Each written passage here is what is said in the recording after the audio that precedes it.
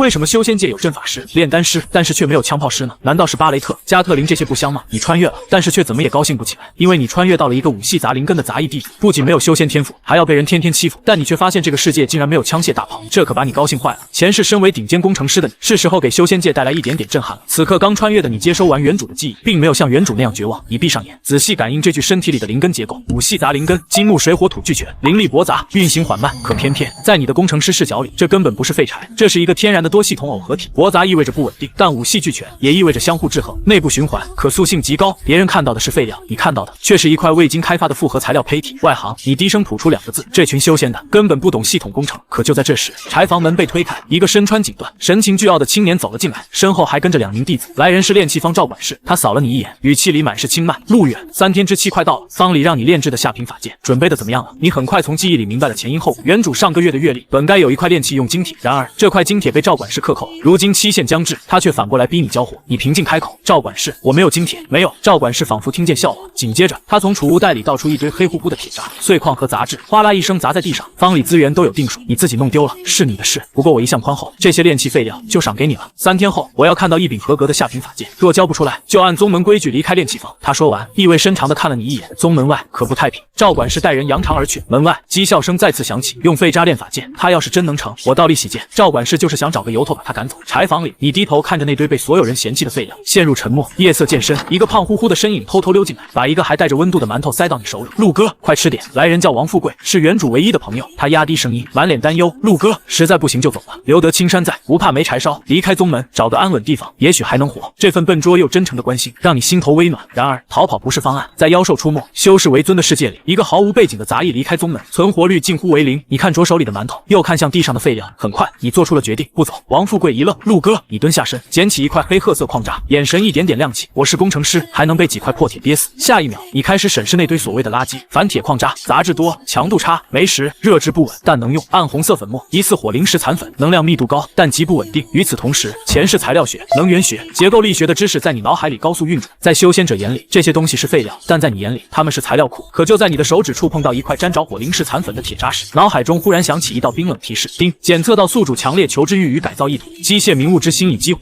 刹那间，眼前世界彻底变了，铁渣的密度、杂质分布、应力薄弱点，全都以淡蓝色数据浮现。空气里流动的灵气也变成了一道道清晰光线。你再看向墙角那个废弃巨灵阵盘，原本玄奥难懂的阵纹，竟在脑海中自动转化成一张基础能量回路图。你愣了片刻，紧接着狂喜涌上心头，这哪里是什么玄学修仙，这分明是一套拥有独立能源体系、材料体系和符文回路体系的工业文明。只是这里的人还没有用工程学重新解释它。飞剑太贵太脆，维护成本高。你看着废铁、火灵石残粉、巨灵阵盘，脑海里忽然形成一个大胆构想：不用炼剑，你要造一种这个世界从未见过的灵能发射器，一种以虚构灵材为能源，以阵法为触发核心，以机械结构完成稳定释放的器物。你拿起木炭，在兽皮上画出修长冷硬的轮廓，枪管、握柄、激发结构、巨灵阵触发核心。谁也没想到，在这间破旧柴房里，修仙界的第一把灵能碎发枪正在一张粗糙兽皮图纸上诞生。门外有杂役路过，听见里面叮叮当当的声音，忍不住嘲笑：他还真敲上了，估计是破罐子破摔。然而你根本没理会，此刻你的眼里只有图纸、参数和即将到来的3天期限。很快，你反锁柴房，开始了真正的硬核手托。第一步不是炼气，而是材料重组。你没有灵力，也没有地火，只能用最原始的炉子、最简陋的工具和最稳定的工程思路去筛分、提纯、校准。机械明物之心不断标注参数，哪些铁渣能用，哪些杂质必须去除，哪些残粉只能作为灵能触发介质，哪些材料承受不了瞬间冲击，全都一目了然。然而真正的问题很快出现，反铁强度太低，如果强行作为核心承压部件，器物一旦启动，就可能先毁在自己手里。你试了数次，枪管雏形刚成，轻轻一敲便出现裂纹，强度不够，你眉头紧皱。可偏偏柴房里除了废铁和干柴，什么都没有。就在你思索替代方案时，门外传来王富贵压低的声音：陆哥，你还好吗？没事，我知道你没放弃。王富贵犹豫片刻，紧接着从门缝里塞进来一块巴掌大的银白玉料，这是我昨天给内门苏师姐送东西时她赏的，说是寒冰玉髓边角料，平时用来冰镇灵果，我也用不上，你看看能不能帮你降降温。你低头看去，物品寒冰玉髓边角料，属性极寒，能量稳定，可作为优质低温冷却介质。下一秒，你眼睛亮了，瞌睡来了送枕头。材料强度问题终于有了突破口，你重新处理枪管雏形，以寒冰玉髓配合虚构灵材完成一次极限冷却。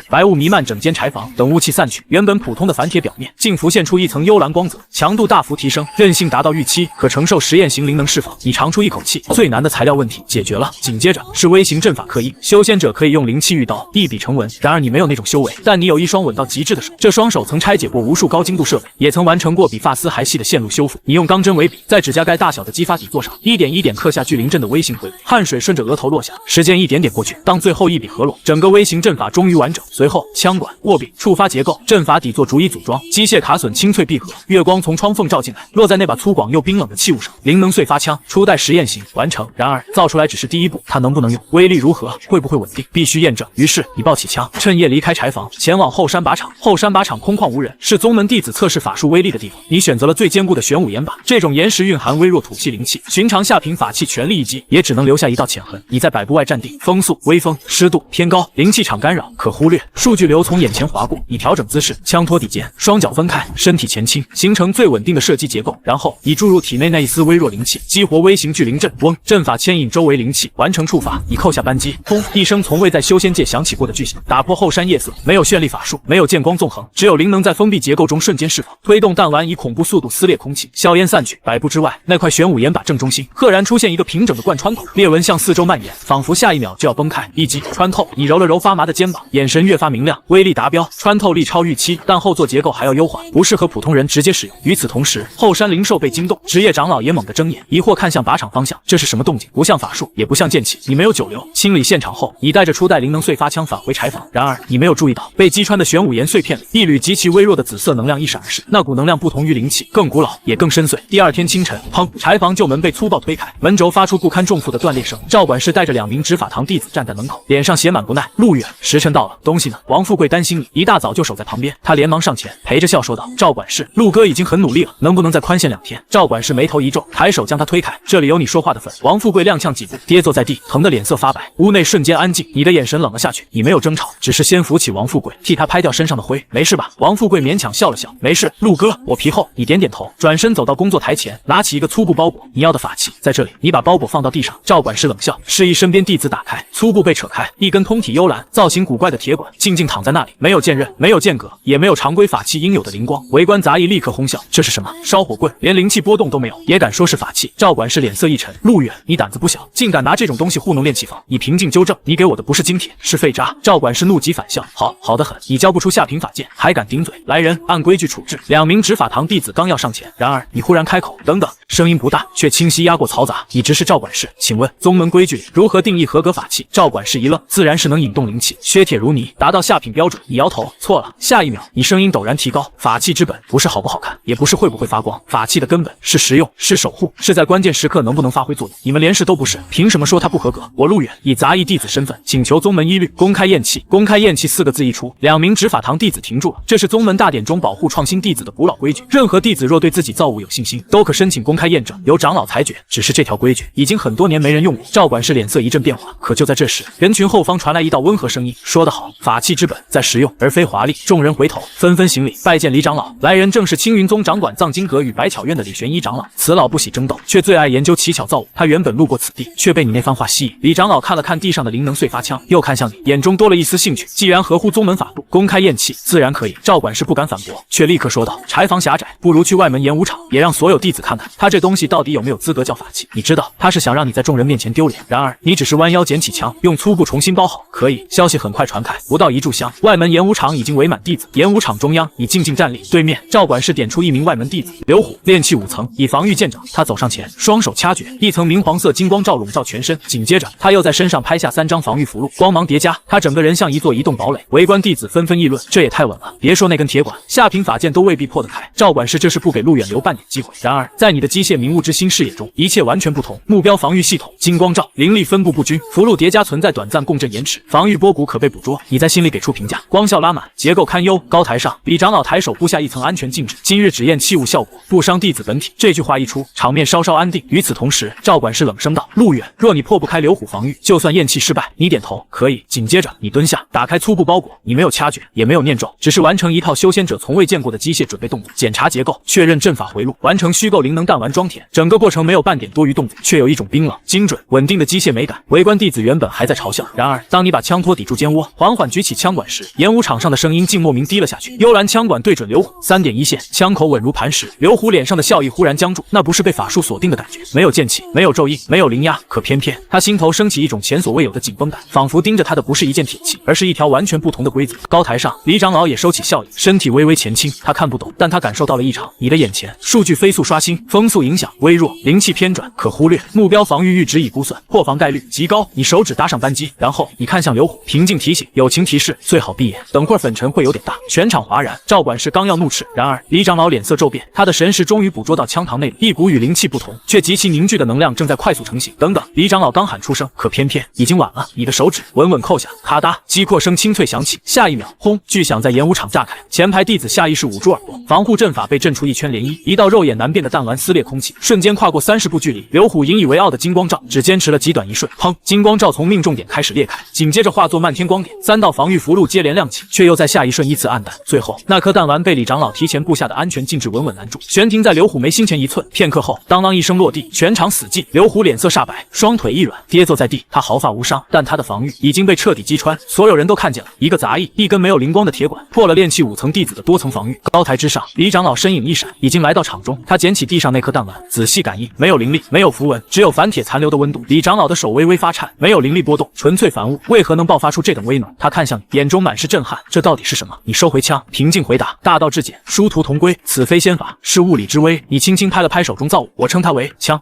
李长老低声重复这个陌生字眼，眼神越来越亮。然而赵管事却猛地回神，不可能，肯定是刘虎配合他演戏。可这一次没有人附和。李长老冷冷看向他，够了。紧接着他取出一枚玉简，灵力催动后，密密麻麻的账目浮现出来。赵全克扣杂役阅历，私自挪用炼器材料，账目不清，早已有弟子上报。今日之事不过是把问题摆到明面。赵管事脸色瞬间灰白。长老，李长老没有给他狡辩机会，即刻暂停赵全炼器方管事职务，交由戒律堂审查，其克扣资源全部追回，补发给相关弟子。审查期间不得再接触炼器方库房。2名执法堂弟子上前将赵管事带离。这场公开验气就此落定。演武场上，弟子们在看你的眼神已经彻底变了，之前是嘲讽，现在是敬畏，甚至还有几分说不出的好奇。李长老转向你，脸上重新露出温和笑意。陆远，你很好，不拘一格，另辟蹊径，这才是真正的气道。他顿了顿，郑重开口，此器为你独立创制，今日起百巧院会为他登记造物归属，未经你许可，任何人不得私自仿制、强取图纸。听到这句话，你心中微动，知识产权保护，看来这个修仙界也不是完全没救。李长老又问，炼器方管事之位空缺，你可愿暂代？你摇头，多谢长老厚爱，但弟子更想专注器物研究。不过弟子倒有一个人选。你转身指向人群中那个胖乎乎、正满脸激动的身影。王富贵熟悉库房事务，为人忠厚，也愿意替杂役弟子说话，他比我更适合管事。王富贵整个人都愣住了。陆哥，我不行吧？你看着他，认真说道。你行。李长老深深看了你一眼，随即抚须大笑，有功不交，有恩必报。好，王富贵即日起暂代炼器方管事，协助戒律堂清点库房，补发被克扣资源。王富贵激动的脸都红了，连忙行礼，多谢长老，多谢陆哥。随后李长老再次看向你，神情郑重。至于陆远，我以百巧院长老之名破格提拔你为内门炼器师，即日起入百巧院，享核心弟子阅历待遇，宗门低阶材料可按研究申请优先调用。全场哗然，从柴房杂役到内门炼器师，从被人嘲笑的武系杂灵根到百巧院重点培养对象，只用了1枪。你躬身行礼，多谢长老。然而你心里很清楚，这只是开始。这个世界的炼器体系、阵法体系、灵能体系，全都还停留在经验堆叠阶段，而你要做的是用工程学把它们重新拆解、定义、组合。修仙界的时代要变了。可就在李长老准备带你前往百巧院时，当当当，急促而沉重的钟声从青云宗主峰上传来，响彻群山。演武场上所有人脸色同时一变，这是宗门最高等级警讯。李长老猛地抬头看向山门之外，脸上的笑意瞬间消失。与此同时，一道冰冷消息传遍全宗，外围凡人村落爆发兽潮。李玄一长老行事雷厉风行，公开验气结束后，你的身份安排几乎立刻生效。曾经那间破旧柴房被封存，你直接搬进百巧院后山一处独立院落，这里不再是漏风的柴房，也不再是冰冷的地炉，院中有一座引动地脉之火的炼气炉，旁边整齐堆放着经过初步提纯的矿石，其中甚至还有一小批真正的百炼精体。房间干净整洁，桌案、架台、灵文灯一应俱全。王富贵指挥几个杂役，把你那点少得可怜的行李搬进来，脸上挂着高兴又拘谨的笑。陆哥，以后你就是内门炼气师了，这待遇